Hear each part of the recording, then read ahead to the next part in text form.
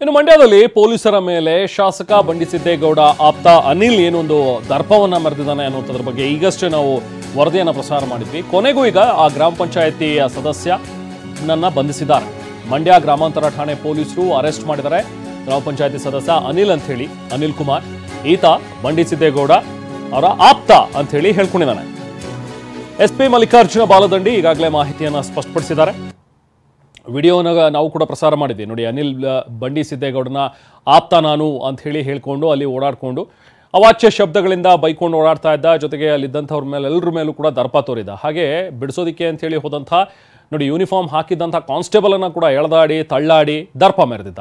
ಈಗ ಇದಕ್ಕೆ ಸಂಬಂಧಪಟ್ಟಂತೆ ಈಗಾಗಲೇ SP ಮಲ್ಲಿಕಾರ್ಜುನ ಬಾಲದಂಡಿ ಅವರು ಕೂಡ ಹೇಳಿರೋ ಹಾಗೆ ಇದನ್ನು ನಾವು ಅರೆಸ್ಟ್ ಮಾಡಿದ್ವಿ, ತನಿಖೆಯನ್ನು ಮಾಡ್ತಾ ಇದ್ದೀವಿ ಅನ್ನುವಂಥದ್ದನ್ನು ಸ್ಪಷ್ಟಪಡಿಸಿದ್ದಾರೆ.